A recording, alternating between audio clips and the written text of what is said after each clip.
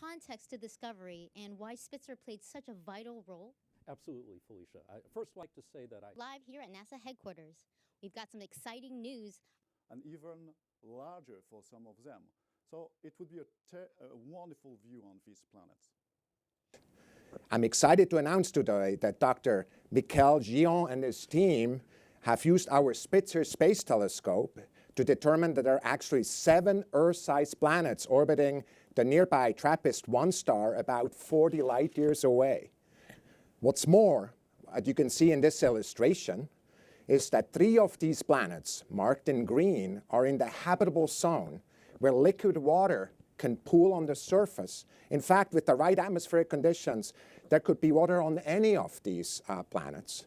So for the first time, we found as many terrestrial planets around a single star, and that's the first time we have been able to measure, in addition to that, both the masses and the radii of these habitable zone type Earth-sized planets.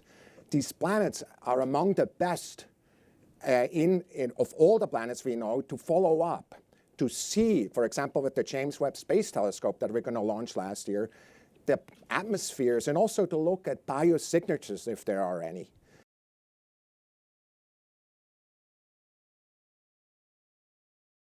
The discovery gives us a hint that finding a second Earth is not just a matter of if, but when.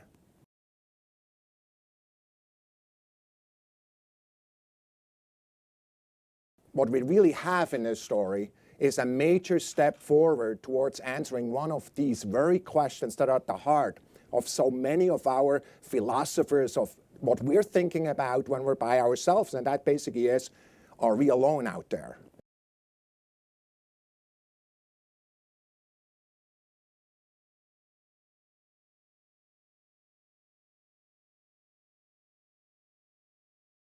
If you look at this illustration, you see the comparison between a basketball and a golf ball. Well, in our case, the basketball would be the Sun, and the golf ball, it would be TRAPPIST-1.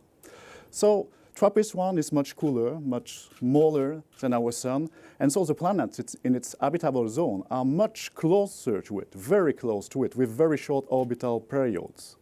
And in this graphics, what you can see are the planets which were found around TRAPPIST-1, with the 3 of them which are in the habitable zone, so also called the Goldilocks zones, where liquid water could exist, is the most likely to exist at the surface of a rocky planet.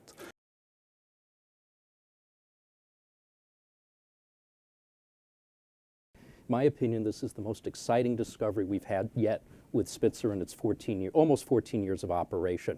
As you can see in the graphic, the initial discovery of the TRAPPIST-1 system was by the TRAPPIST telescope in Chile in 2016. And immediately after that, we started doing intensive follow-up with a lot of ground-based telescopes and more than 20 days of continuous observations with Spitzer.